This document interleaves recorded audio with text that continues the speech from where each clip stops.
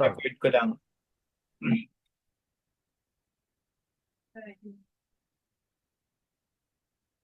Okay, so magandang gabi sa inyong lahat and welcome to our Saturday night family service. And today is February 15, 2025, 8 p.m. Manila and 9 p.m. Tokyo time. Ang discussion natin ngayon is supposed to be the continuation of our topic for the previous two weeks, regarding true love. But last night, as we have attended yung prayer vigil in the church, I received so much guidance last night, so I just want to share it to you tonight, and please listen and open up our hearts and mind. So before we start, please join me in prayer. Okay. Please bow your heads and feel the presence of God and our beloved true parents. Magandang gabi po, mahal naming Ama, aming tunay na mga magulang. Alam niyo po, bagong lahat ay gusto po naming pasalamatan ang mga biyaya at pagmamahal na inyo pong ibinibigay sa amin sa araw-araw na aming buhay. At sa patuloy po ninyong paghawak sa aming pamilya, sa aming mahal sa buhay. Ang inyo pong pagmamahal ang nagbibigay lakas sa araw-araw ng aming buhay sa pagharap po namin sa mga problema at mga challenges sa aming buhay. Heavenly Parents, at the same time we want to ask forgiveness for our shortcomings, for our stubbornness, Father. Many times you are calling us to fulfill our responsibility. But we are the one, Father, neglecting, Father. And sa aming buong buhay, ang aming pinaprioritize ay mga bagay po na hindi pangangailangan ng aming spirito. Mga bagay po na kung saan ay mas lalong nakakasira po ng aming pananampalataya sa inyo. Mahal naming Ama, kahit po kayo ay naghihirap ng dahil po sa kasalanan ng tao, patuloy niyo po kaming binibigyan ng pagkakataon na makatayo at mapalago ang aming pagmamahal. Ang aming magulang po, our beloved true parents, especially our true mother, even though she is now 82 years old, instead of resting, she's doing everything so that we could be liberated on the suffering that was brought by sin within man.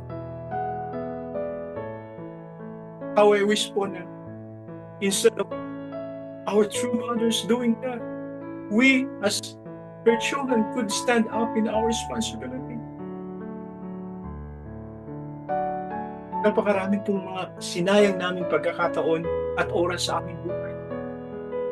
Sana po sa mga pagkakataong binigay niyo sa amin ay mamulat po kami at magising sa tunay na kalalagayan po namin. At amin pong maunawaan sa kaibuturan po ng aming puso ang tunay na layunin po namin sa inyo. Maraming salamat po sa araw-araw ng aming buhay, sa inyo pong patnubay at pagmamahal. Kahit po maraming beses na kinalimutan namin kayo, kahit po maraming beses sa aming buhay na binaliwala po namin yung pagmamahal. Pero ang sinukli po niyo po sa amin ay ang pagmamahal ng isang magulang na handa niyo pong ikuran o patawarin ang lahat na aming pagkukulang. Maraming salamat po sa mga panahon na inyo pong ginugugol sa amin. Ngayong gabi po ito ay iniimbita po namin kayo na sana po'y patnubayan yung aming pag-aaral. Na sa ganung paraan po ay tuluyan po namin maunawaan ang inyong pong kagustuhan para sa amin. Salamat po sa lahat-lahat. At bigyan niyo po kami ng patuloy na pag-asa na amin po mapalago ang aming pag-ibig dito sa lupa upang sa pagtahak po namin sa buhay na walang hanggan ay makamit ang mga bagay na inyo pong pinangako sa amin. Na we could be chosen people. We could be able to become the jewels of heaven. Heavenly parents, thank you so much for everything. And I pray for these things, attending our Holy Mother Heart. In my name, Mano Santos, Central Blessed.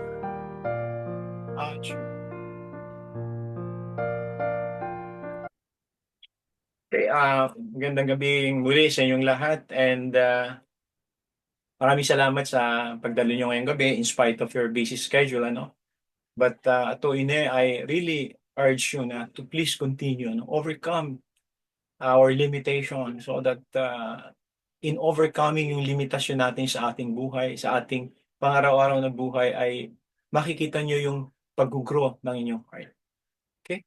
So, we're now going to start our discussion for tonight. And before that, let me first read ano yung sinabi ni True Father, way back 1994. And it was, again, told by our True Mother in our time today. Sabi rito, since Abraham was the eldest son of an idolater, how did he really believe in God's calling when he left his home?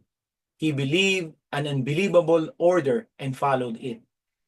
Later, God ordered him, saying, sacrifice your son, Isaac, as a burnt offering. God blessed Abraham, saying, look up at heaven and count the stars. If indeed you can count them, so shall your offspring be. Then what kind of order was this to sacrifice his son Isaac as a burnt offering? The son who was born when Abraham was 100 years old. This is madness. Who can believe this order? If you believe in the position impossible to be believed, you can establish your foundation. Why is this so? The fall took place. The human ancestors did not believe in God while standing in the position where they should have had no reason but to believe.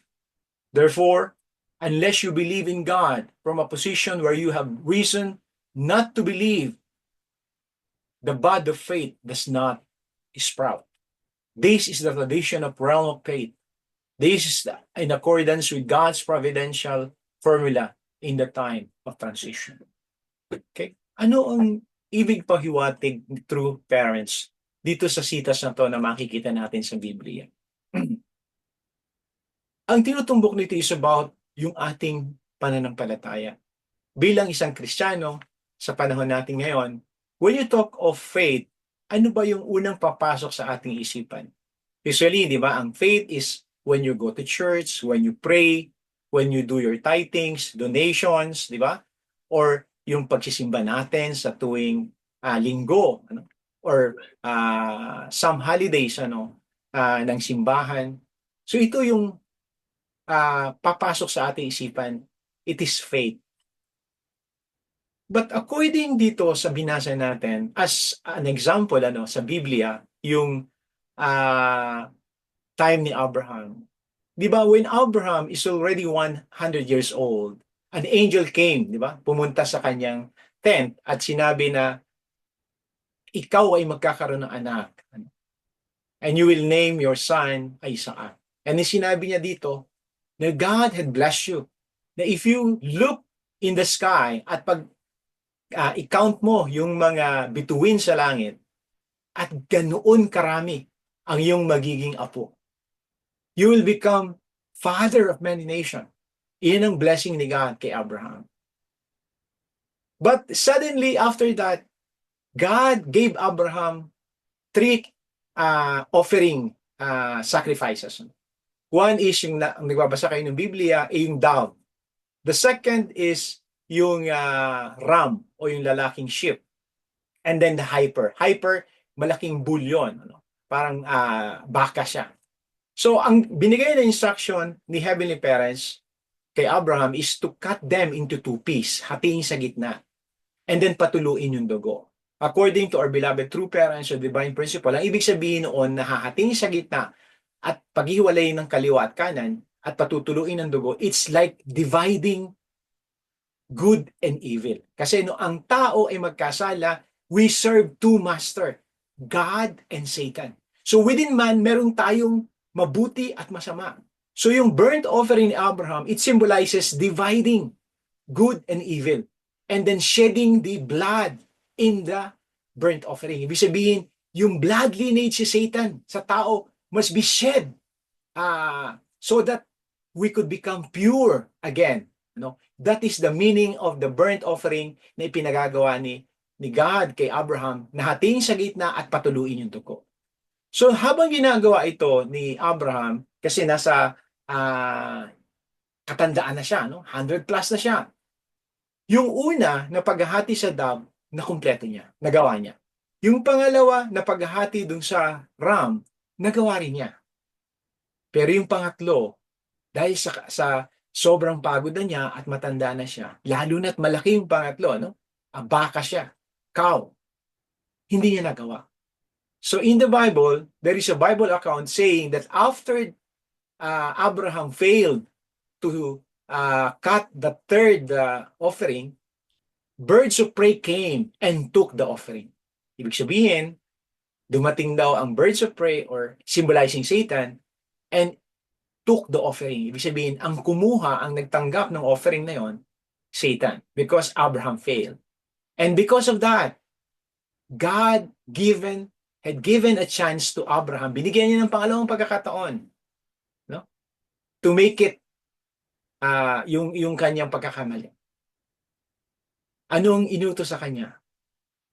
Dalhin mo yung anak niya, si Isaac, and then yung anak niya ang i-offer kay God.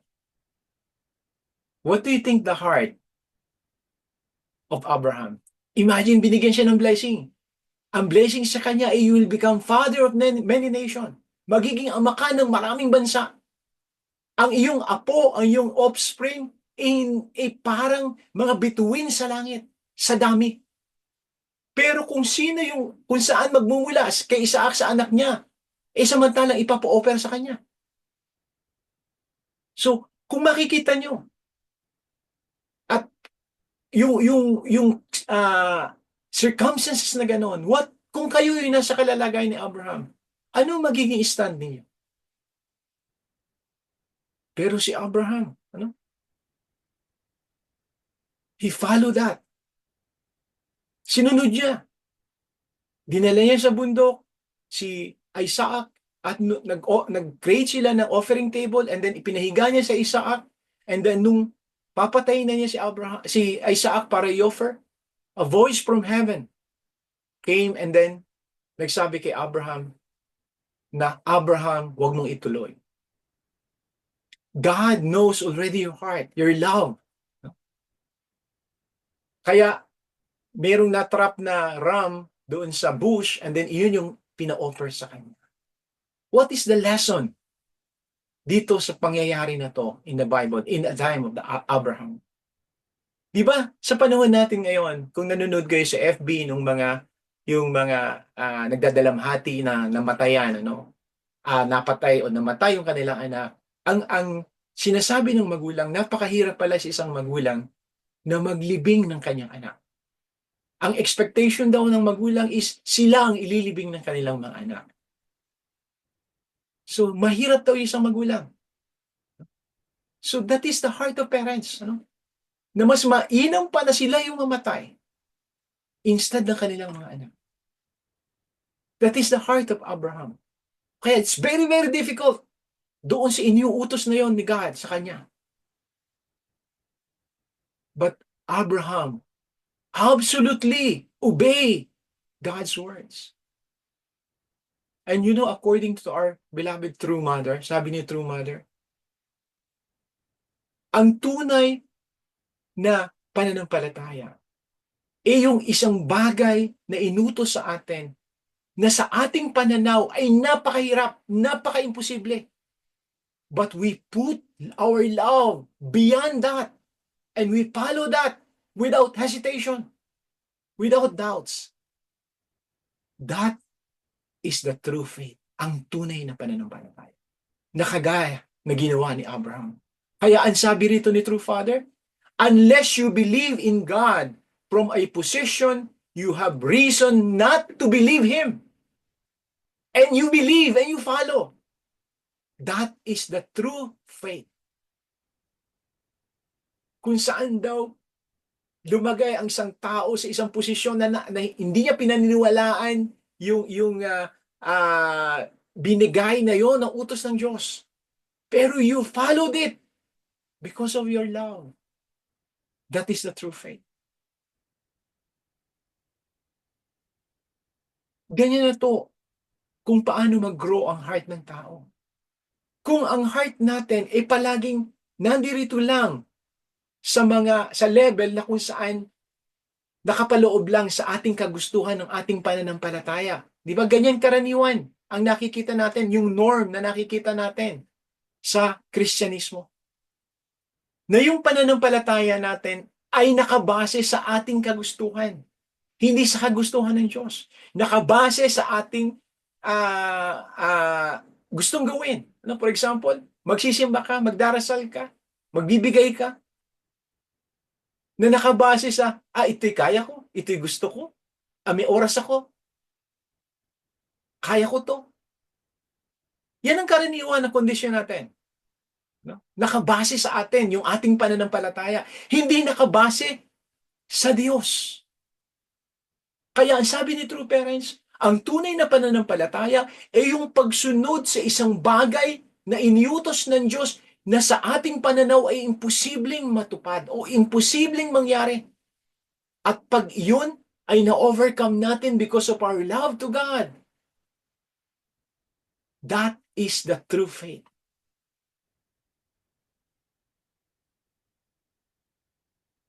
Kaya makikita nyo ito, na the Bible is very straight. The Bible is telling us what? To live with God. Give to God everything. That is the first and the greatest among the commandments. Everything to God. Give everything, your soul, your mind, everything. Alam natin, napakahirap yon. Mahirap yon. Yung sa araw na yung buhay, ibibigay nyo ang oras nyo, lahat-lahat. But that is the true faith. That is the true attendance to God. Alam nyo ba, ang sabi ni True Mother, sa ngayon, in our era, in our time today, truth is not enough to attend God. According to True Mother, spirit and truth must be together in order to attend God. Anong ibig sabihin nun? Na spirit and truth. Sabi ko yun sa inyo kanina, ang makikita natin ngayon sa karaniwan, sa Kristyanismo. Diba?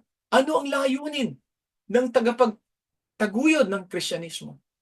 Yung mapabuti yung kanilang grupo, mapalaki yung kanilang grupo, maging sikat yung kanilang grupo. Masabing magaling ang kanilang grupo. That is giving the truth. But according to True Mother, you must put the spirit of devotion. What is the meaning of spirit of devotion? You must put love. You must put devotion to God. Without the devotion and truth, giving the truth to people, it has no meaning. Makikita natin sa mga taguyod ng Kristyanismo. They're giving the truth, yes. But if you can see their lives, what is their purpose? Ano yung layunin nila? That is lacking the spirit of devotion, meaning love towards God. They're giving the truth. But if there is no love involved there is meaningless. Walang katuturan.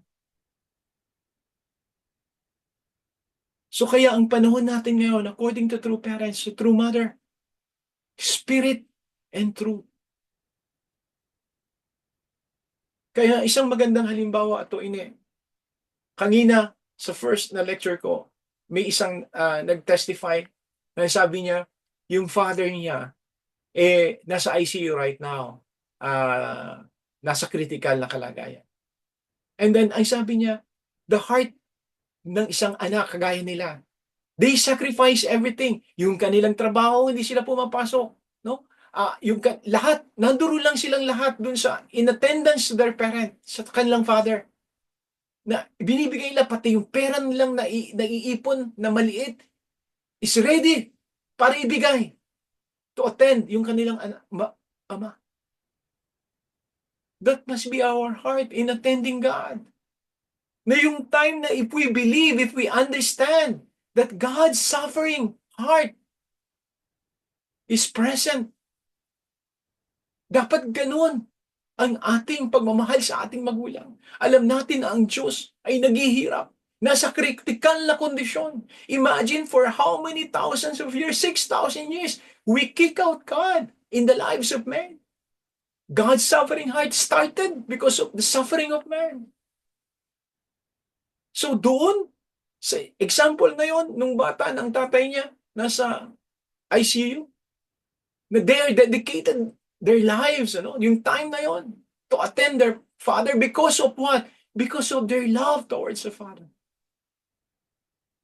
Kaya if we understand God's suffering heart, we must attend God with this kind of conviction, with this kind of attendance. So in our time, yung mga ginagawa natin as a Christian is not enough anymore. Yung norm na nakikita natin, pray, attending every Sunday to ka, giving tithes, those cannot anymore develop our spirit. Because we always have abide dun lang sa level na yon. But kung makikita natin, according to true parents, in order for us to surpass that level, we need to what? To grow up, to surpass that kind of love. Na yung ating pagmamahal sa Diyos ay hindi lamang nakabase sa ating kagustuhan, kundi we depend on God's will and desire for us. We are following the desire, the absolute desire of God and love. Absolute obedience. That is the teaching of Jesus Christ. The greatest among the commandments is the absolute obedience of man to God.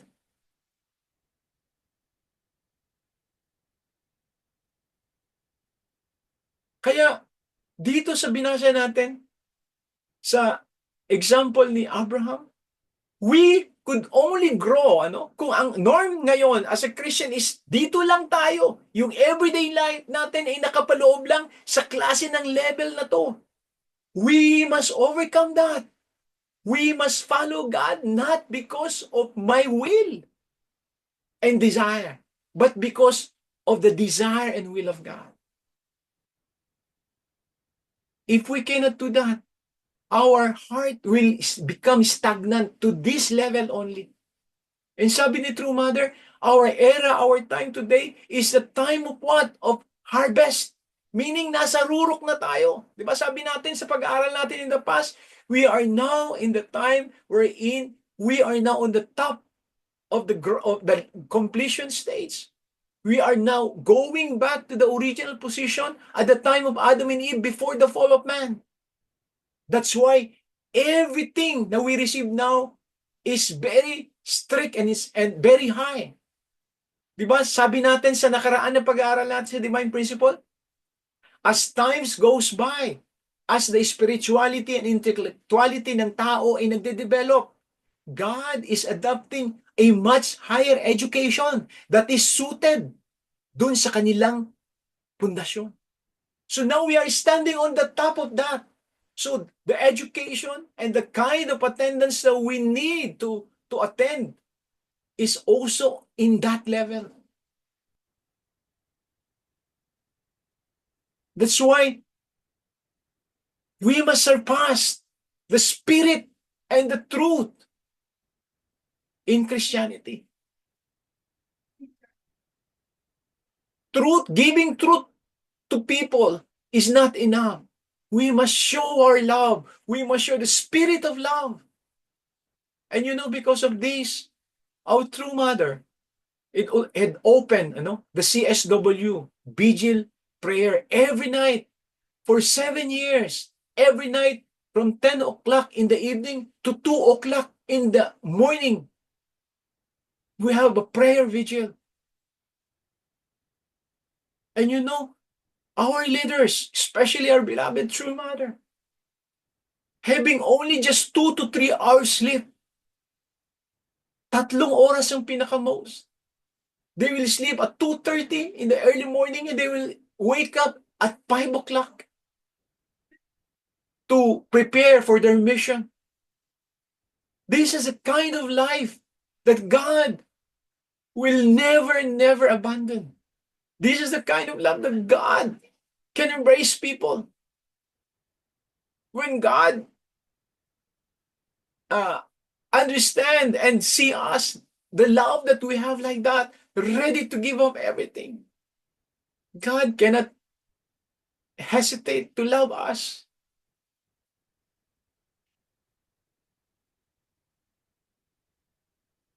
Kaya, patuloy na Our time is different in the past. Iba na ang time natin ngayon. Ang time natin ngayon is very high. In the level we're in, malapit na tayo doon sa rurok ng ating pagbabago.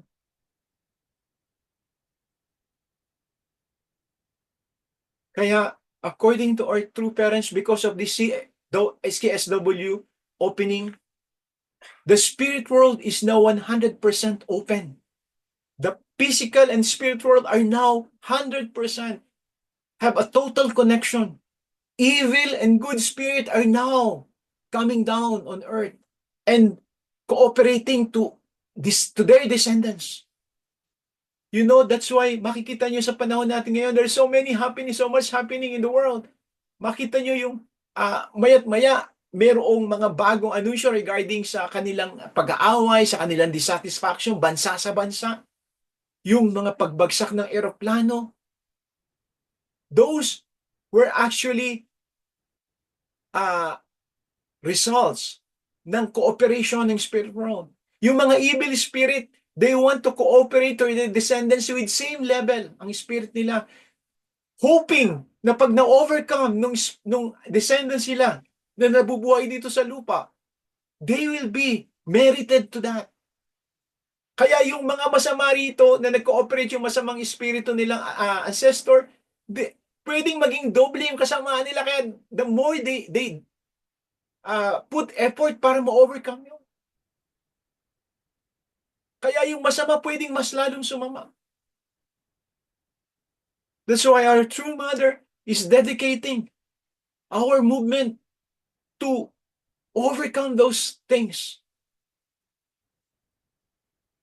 And also encouraging us to have devotion in our lives. Knowing the truth or telling the truth is not enough. Devotion will make us stronger in foundation and to give power to the truth.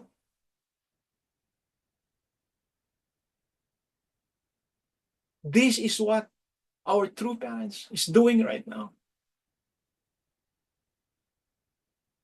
And I want you to watch the video of our beloved true parents.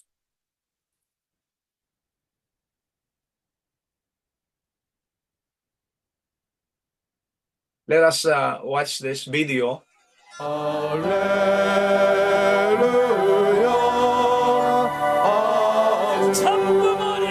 This is what the CSW is. Every night from 10 o'clock, they are gathering to pray. There are testimonies in their lives. After this, you can see the testimonies in their lives. And the word of the truth. This is only happening in Korea, but Nakahook up the whole world, every nation. It was founded by two families. He's online doing these things.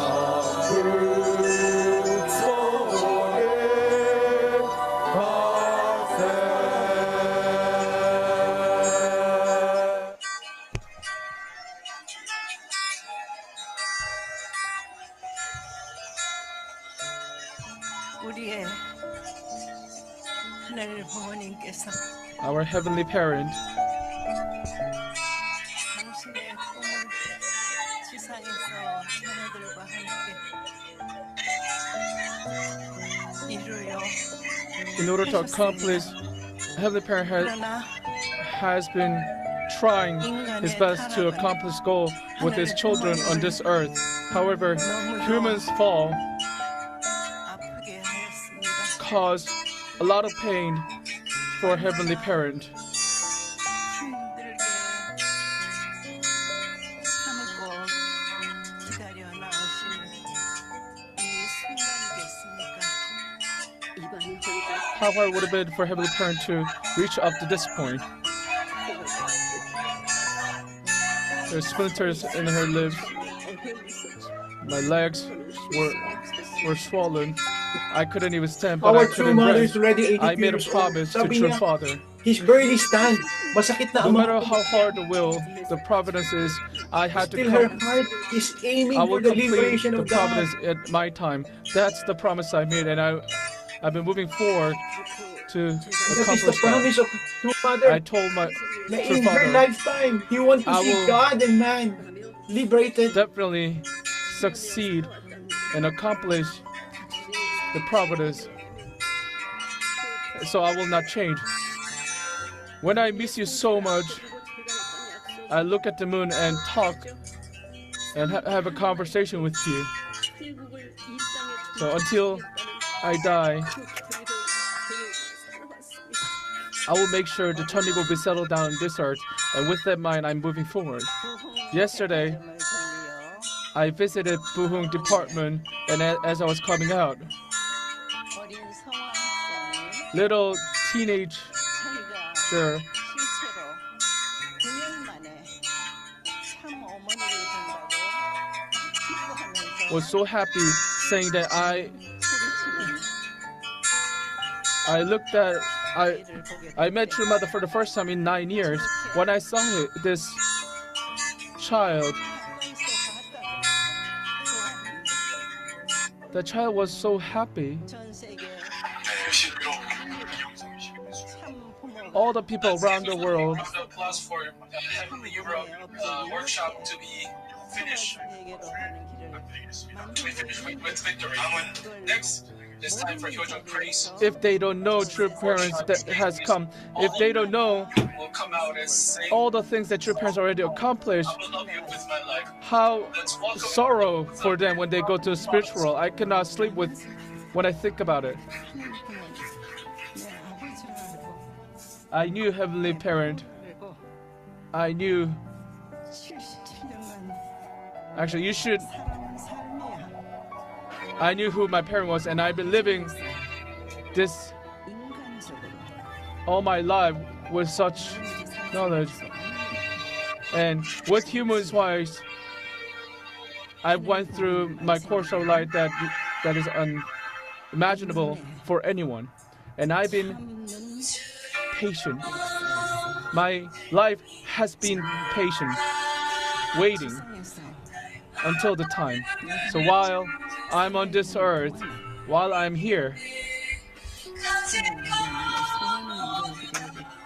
I have to fulfill Heavenly Parent's dream, and I have to return all the people in this world back to Heavenly Parent. I have to give rebirth to them. I have to guide them. That is my responsibility as true parents. We can do it. We can do it, right?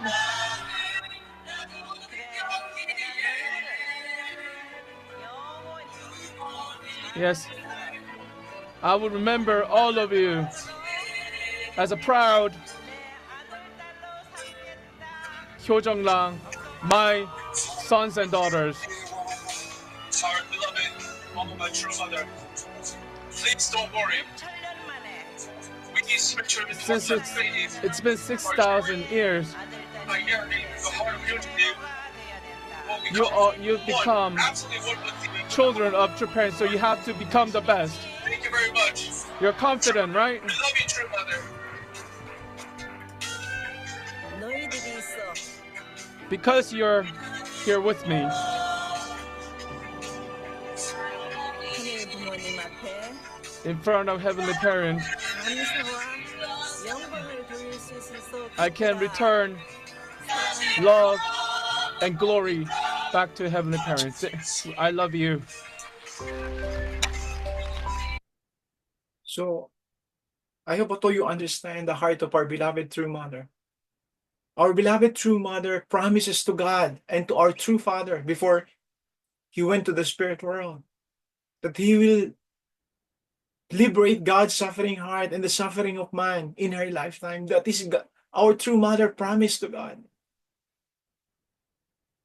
That's why our true mother, even though at the age of 82 years old, she even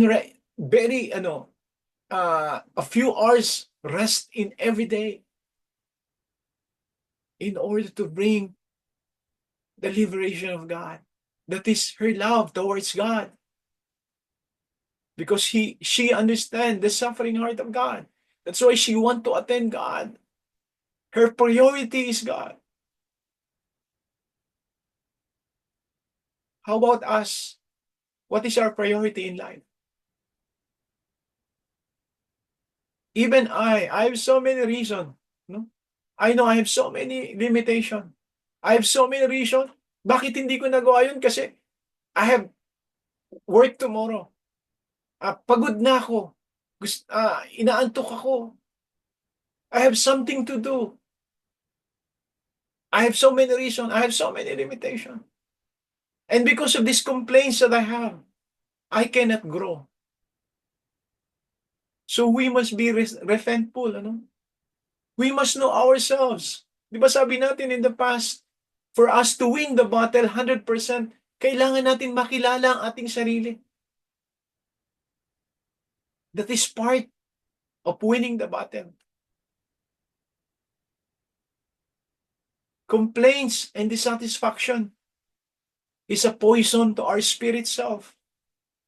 Because our spirit will never grow if there are so much reason, so much complaints. Kaya anong sabi ni True Father dito? If you will do the desire of God, which is yung isang bagay na sa tingin mo ay imposibleng mangyari sa iyo, na imposibleng mong magawa, at ginawa mo because of your love for God, that is the true attendance, that is the true faith, ang tunay na pananampalataya. And because of that, you overcome your limitation, and that is the start of growth. Without overcoming our limitation, if palaging nariyan lang tayo sa level na kung saan marami tayong dahilan, hindi ko to kaya, wala akong ganoon, bukas may gagawin ako, mamaya meron akong gagawin, o kailangan kong gawin to. Pag palagi tayo nasa limitation na yon, na level, we cannot grow up. We will be stagnant. Magiging palaging ganun lang tayo dun sa level na yon. So if we set our mind in fulfilling the will of God, whatever difficult it is, whatever impossible it is, and we do it in love with God, for God, that is our growth, the start of our growth. Kaya as a family together, it's good that we are doing this as a family. Together, we could help one another to grow.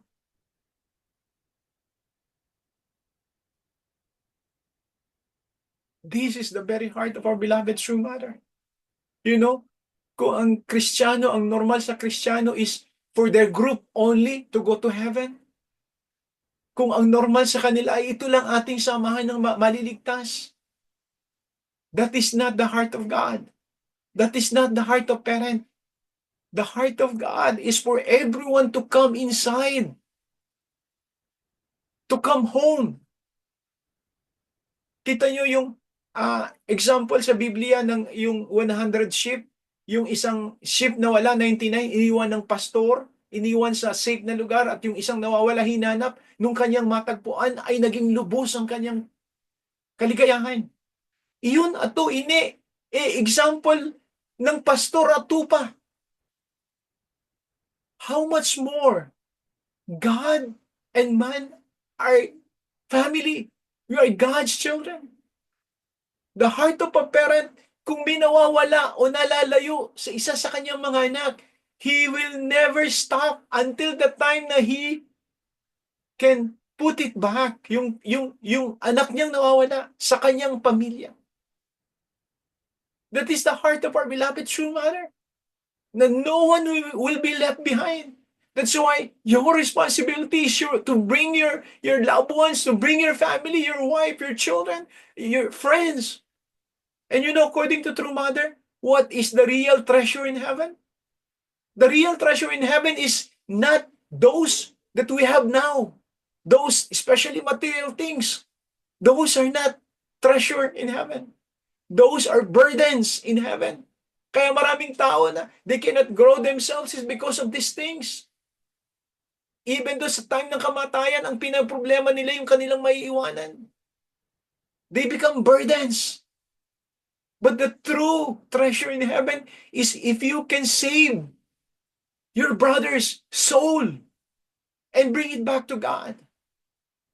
God will be very, very happy. If he saw your brothers and sisters, you bring it back to God, to the family of God. That is the real treasure in heaven. That is what our true mother is giving us as our responsibility. Now we must put in our heart that no one must be left behind. If you knew the heart of God, you must share it to others. You must bring people to others. Wala na tayo sa panahon na kung saan kanya-kanyang kaligtasan, wala nang ganon. Yun ay panahon na kung saan immature pa tayo. Our time to now is a time of maturity, na you will be responsible to your brothers and sisters. Na there is no individual salvation anymore. According to our true parents, if you want to save yourself, save others first. That is the heart of love.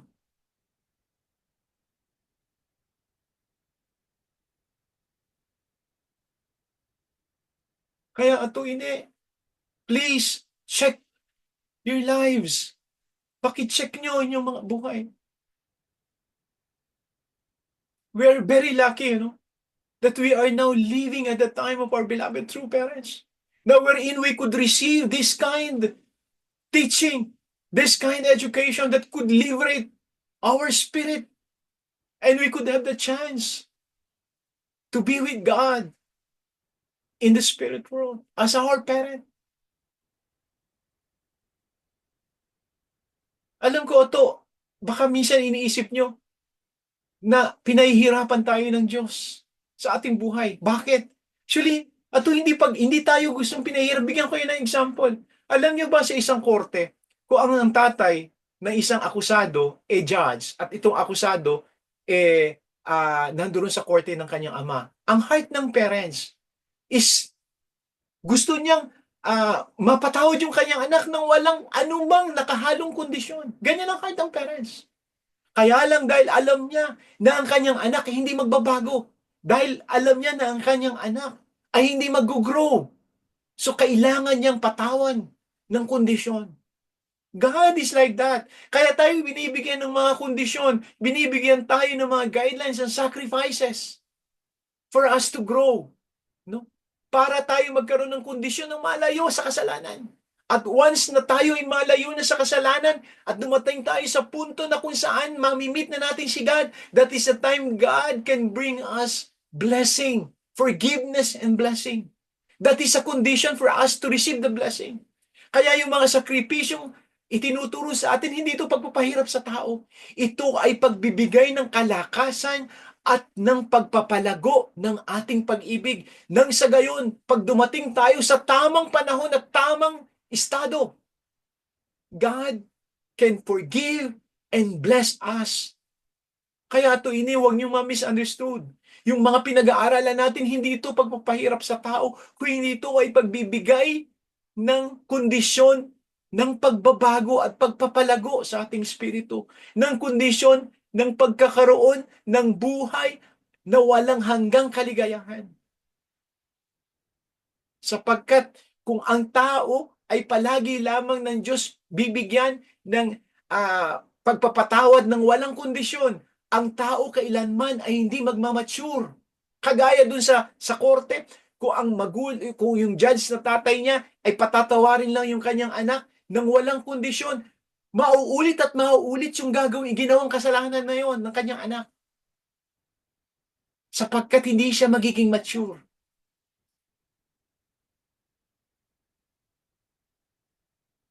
Kaya ito, please, palagi nating, bago tayo matulog sa araw-araw ng ating buhay, reflect on your life. Hindi na tayo nasa time ng immaturity. Our true parents are giving us that chance to grow up. Kaya, huwag natin tingnan na kung ito yung normal, ito yung tama. Hindi ganon. The love of God is so much. Kailangan lang natin buksan ang ating puso't isipan. Kaya ito, ang gustong mangyari sa atin ni God, the true parents, is for us to grow. So we need to overcome our limitation. That's why ang tinuturo sa atin, prioritize God. Hindi dahil siya ay makasarili. Hindi. Sapagkat yun ang makabubuti sa atin. If we prioritize God, it will lead us to what? To happiness. Parang ganun, hindi ba? Nung tayo'y bata pa.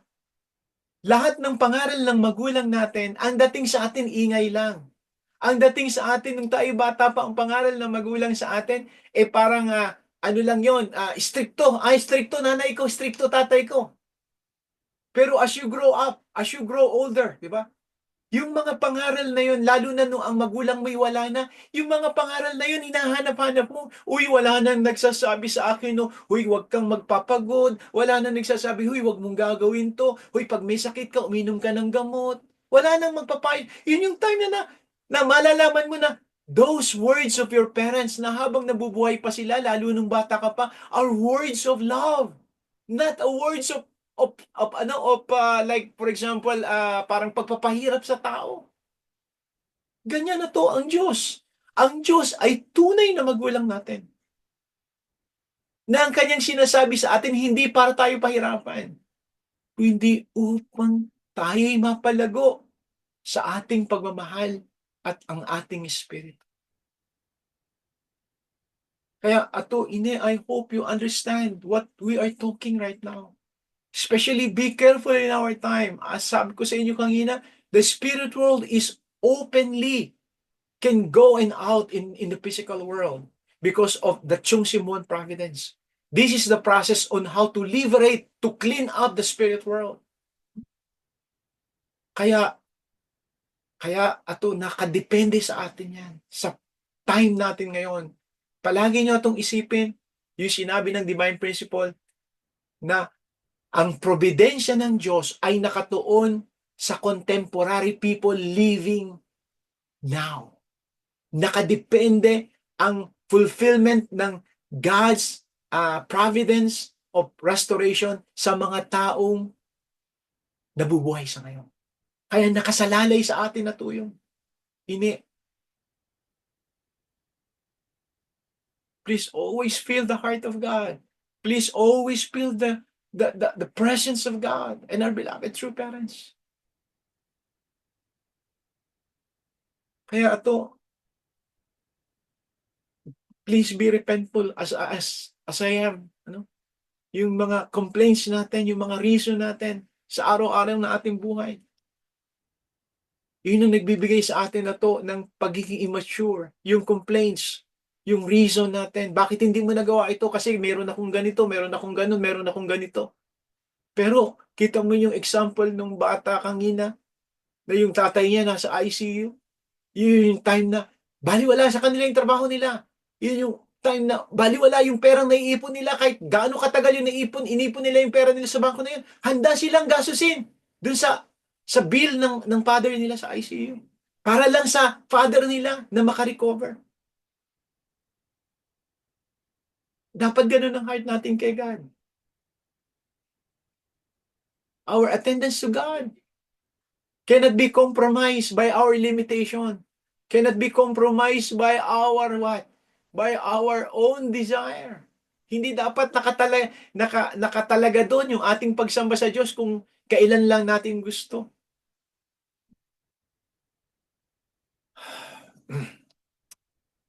So anyway, ito, I hope you understand, our topic tonight. It's very, very crucial in our time. Nakasalalay sa atin. To complete the providence of God is on our taking up of responsibility. Okay? I hope that you truly understand it in your heart. Please pray. Sabi pa nga, true Father, ang longingness natin kay God must be shown in our prayer. Now we need to really feel God. We need really feel our longingness to heavenly parents. Hindi yung sinasabi lang natin pero we cannot feel God's presence.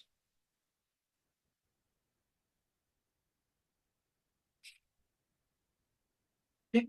So, this ends our discussion for tonight and I hope ato ine na you understand and sana hindi natin baliwalain na to yung katotohanan na na-receive natin ngayong gabi. Okay?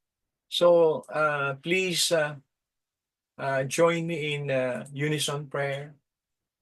Please pray earnestly to God. Okay?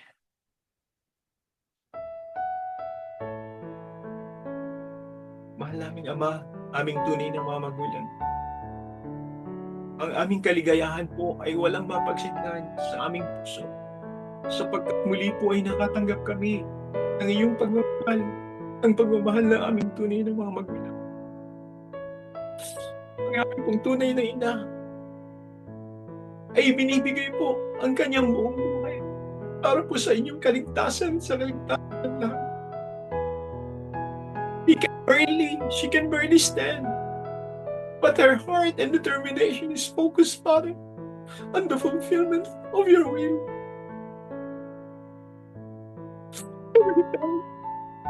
Kung kaya po namin kuhanin ang responsibilidad na yan para sa ating we want to dedicate our lives, we want to dedicate ourselves to fulfilling that responsibility.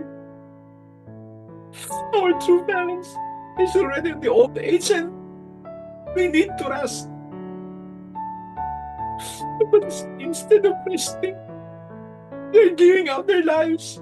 For I promise to you that they will let everyone for the end their lives here on earth. And how I wish that we could truly understand your heart. How I wish that we could truly understand the heart of our beloved true mother.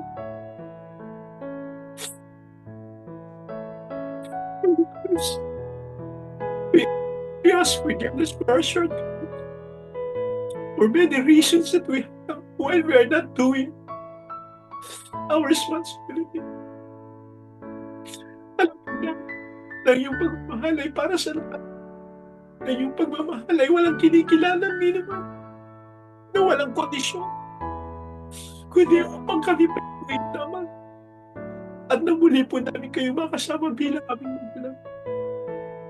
Sana po pagtabi sa buhay na ito hanggang sa katapusan ng aming buhay ay magkaroon po kami ng tunay ng pagbabago at pagpapalago sa aming espiritu.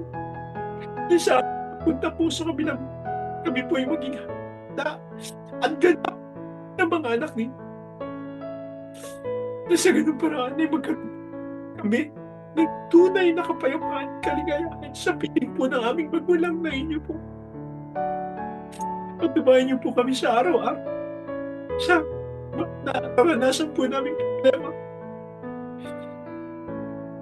Alam po namin na ang inyong pag-ibig ay bigay ng kaligtasan sa amin. Ang pagmamahal naming tunay na magulang ang nagsisilbi ng gabay at ilaw sa daan patungo po sa inyo.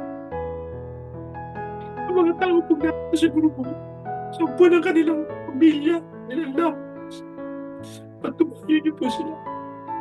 Gawin niyo po silang instrumento na makapagligtas ng mga tao para po sa ikagagalak na inyong kaloob. Napakahabang panahon na po na inyong paghihirap. Namin sa aming panahon, kami po ay maging daan sa inyo po kaligtasan. Maraming salamat po kami ng mga magulang sa inyo po binibigay ng pagmamahal at pagsasakripisyo para sa amin. Salamat po sa inyo sa lahat-lahat na aming narinisip at pagmamahal. Patuloy niyo pong gabayan na aming pag-aaral sa mga susunod na araw ng aming buhay. Umasa po kayo na hindi po namin kayo iiwang. We are here longing for your help, for your love, and for the love of our beloved children. Thank you so much, Father. And I pray, Father, these things in attendance to Holy Mother Night, and in my name, the most tender blessed family. Amen. Amen. Amen. Okay. Thank you so much, Toine, for your for listening in our discussion tonight. And please open up your camera para we could share something, kung ano yung natutunan nyo, kung ano yung ating, kung gusto nyo itanong, if you have some question. Okay? So, sino yung gustong magbigay ng reflection nila sa ating napag-aralan ngayong gabi?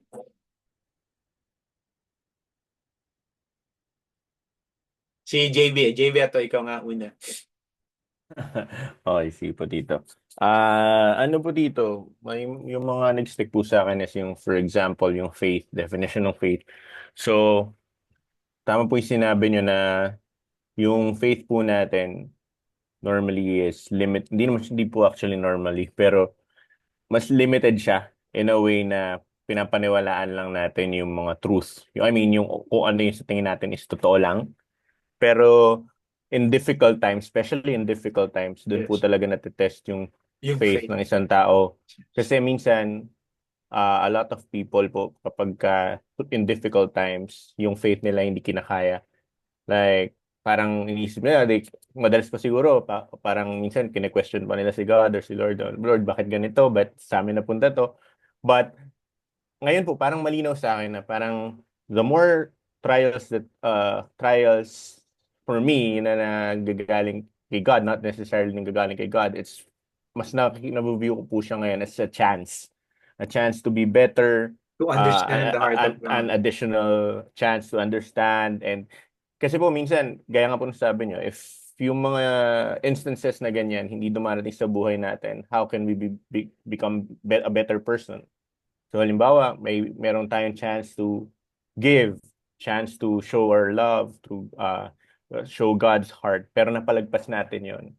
So God is continuously giving us those type of chances na minsan in a form of trials, na minsan it can be harder than what we thought it could be. So it doesn't mean naman na pagka sobrang hirap nung trial mo ngayon, it doesn't mean that God doesn't love you. It's just that meron siyang somewhere there, we just have to find it through our faith na these things happen to make us better, or maybe we are being used as an instrument to become mature, yes, to be mature, or sometimes to show other people how they can also be mature. So yung mga ganun po, yung mga nag-stick sa akin. And siguro ngayon, pagka off ko nitong sa meeting natin, that's one of the things na ilalagay ko sa isip ko. Kasi I, for one, guilty ako sa ganyan. Every time life gets hard, naghahanap ako ng masisisi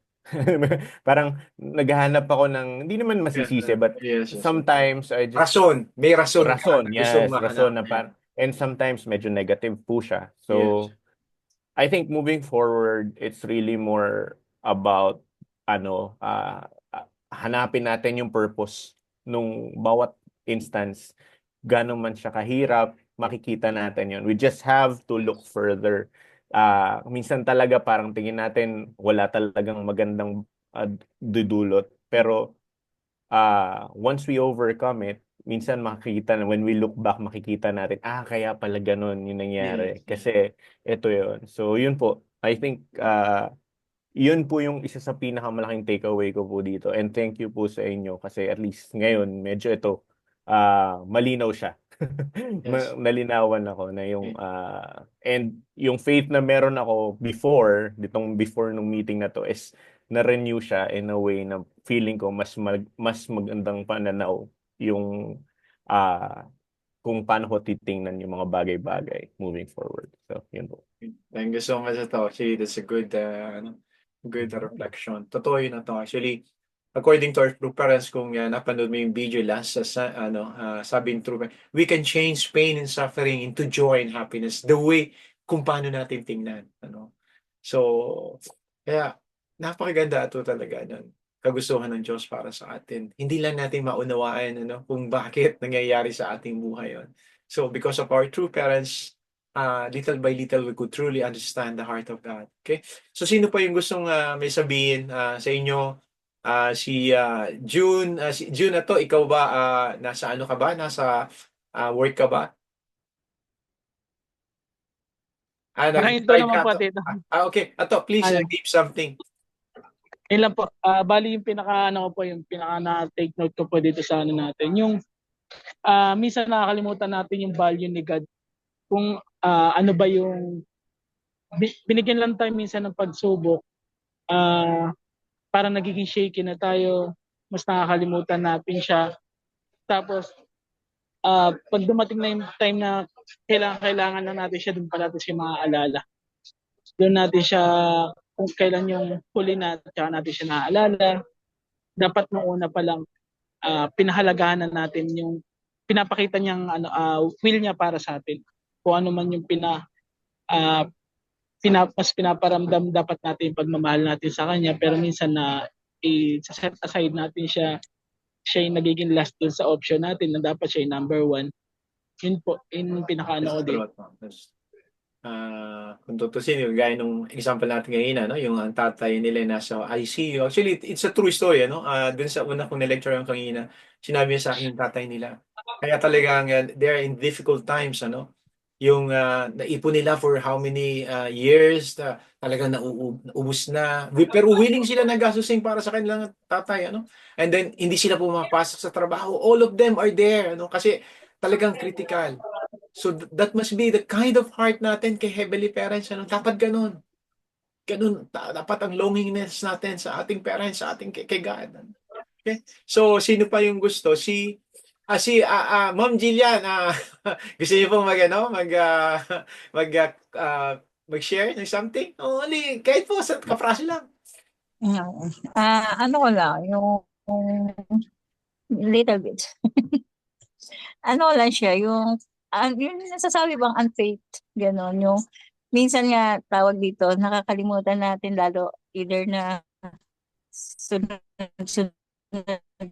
yung problem.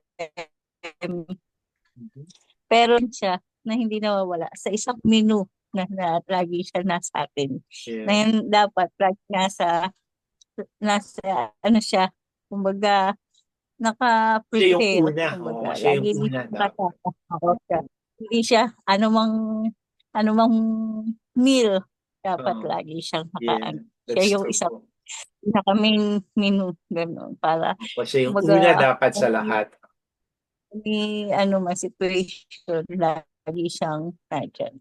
Opo. Tama po yan. Tama po. Yun po yung talaga. Pero ang layunin po nun, ulitin ko, ang layunin kung bakit sinabi ng Diyos na sa akin lang kayo tumingin, hindi dahil sa siya ay makasarili. Yun po ay para sa atin. Dahil alam niya na na magkasala ang tao, naging dalawa po ang ating tinitingnan, si God and Satan. So kaya ang sabi niya, sa akin lang kayo tumingin. Hindi ibig sabihin nun makasarili siya, kung hindi, sa kanya kasi tayo mapapabuti. Yun po ang ibig sabihin. Okay, sino pa yung gustong magsalita? Si Bea ato, si Bea, Bea, ine, ikaw nga yung final natin para makatapos na rin tayo. Good evening po, Tito. Narinig Good po. evening. Ano pa, ano ine? Narinig po ba? Yes, okay. Oo, loud and clear. So, yung nag-stick po sa akin is yung particular part na sinabi niyo po na yung faith po, hindi lang po siya individual salvation. Dapat po para sa lahat din siya. So, para sa akin po, yung ibig sabihin po nun is faith is personal naman po talaga since we form a connection with God. Pero it shouldn't be private po. Kumbaga, hindi po natin dapat ihiwalay yung dalawa, like yung love po natin for God and our love Sa tao. No? for others din po. Sa tao. Yes, very good, Ine. That's good. That's true. Yung That's faith true. po natin is, hindi lang po natin dapat pinapakita sa pagsunod, pero dapat din po is kumikilos din po tayo. Yeah. Gaya nga po ng sabi sa Biblia, like, faith without works is dead. Yes. That's true. That's true, Ine. Kaya nga sabi ni True Mother, spirits and truth, it must be both na nakapaloob sa ating daily lives. Spirit and truth. Okay. So sige, final Jo, baka gusto mong magsalita, final words for all of us. Good evening, everyone. Good evening, Tol. Good evening. Yes, tungkol kay God, yung ating priorities in life. Sa ngayon, kasama lang natin siya sa priorities natin, pero hindi siya yung priority. Number one. Yes, hindi siya yung number one. Kasama lang siya. Yes. Pero it's better than hindi siya kasama sa priorities natin. So for now, hindi ko dinajustify. Ganun lang ba? So dapat number one priority siya. And then, yung tungkol kay Abraham na faith, sobra grabe yung kanyang faith na pinakita. Tama yung sabi mo nga, Tol. Ganun pala katindihan dapat na faith na meron taglay tayo. Pero kung sa tingin natin ngayon ay hindi natin kaya, sobrang ng mga hirap nung gawin yun. Bakit gano'n? So, anong dapat gawin natin? So, dapat we keep on growing. Do not stop eating or feed our spirit with the learning about the divine principle. We must continue growing. And then growing, and the time na darating yung time na magbe-bear tayo ng fruit, and then we can share the fruit to others na still not capable of bearing fruit. So dapat ganun ang ating maging Huwag tayong, mahirap gawin yun. Ganito. Huwag tayong parang bata na parang isang bata na pinapakain ng magulang ng halimbawa gulay, and then napakatigas ng ulo, ayaw i-receive, yung pinapainom ng gamot, even though na sinasabi ng magulang, makabubuti sa iya. Pero hindi, ayaw pa rin natin. Wag na tayong manatiling ganon. Be matured na. Wag tayong mamamatay. Keep on growing. Yun ang dapat natin gawin. Kasi mahirap talagang magpaka-matured. Mahirap for love. It takes time to be mature. So guys, huwag kayong mahihirapan. Kumisan, maraming pinapakain sa si Tito Ronnie nyo na napakasusustansyang mga words na sa tingin nyo, hindi mo makain ng gusto. So, ang gawin nyo, ilagay nyo lang sa bulsa nyo. For a while, lagay nyo sa bulsa nyo, and then later on, huwag nyo nakakalimutan. Saka nyo kainin. Kung sa tingin nyo, napakarami kasi. Ang dami talagang dapat na maituturo sa atin si Tito Ronnie from the divine principles. Kailangan natin i-digest yun. I-digest natin. Kaya, be patient. Time will come. God will always guide that. That's true. Actually, tama si Joel. Yung tinuturo natin, this is the highest. Kasi our aim is to become perfect. Kaya lang, ang pagbabago it takes time. Hindi yung natutunan mo ngayon, ay bukas, bago na ako. Walang ganon. It takes time. Ang tama si Joel, sabi niya, Mahirap yun, pero that must be our heart, our desire. No? Ang unang-una is magkaroon tayo ng desire, no? Ng heart natin na that's the truth. Yan ang tama. No? That's why every day, I will work to change my life. Every day, little by little. Ang pagbabago ay nakukuha yan sa paunti-unti. Ano? Basta continuous and growing. Don't stop. And you can see, later, in your life, you attain something, Hindi man yung ganun kataas, but at least you attain something. And that is good. Although ang ating goal is the highest, but it's for God, it's good. Just little by little, you do your part. Grow every day in your life. Without knowing it, baka malagpasan pa ninyo yun later. Hindi natin alam. Because love has no limit. You can, even through parents telling us, you must be better than us. You must be greater, even by more than God. No, in heart, hindi ko sinabi sa kapangyarihan. In heart. That is the desire of our parent, to be better than our parents. Ganyan ang heart ng parents.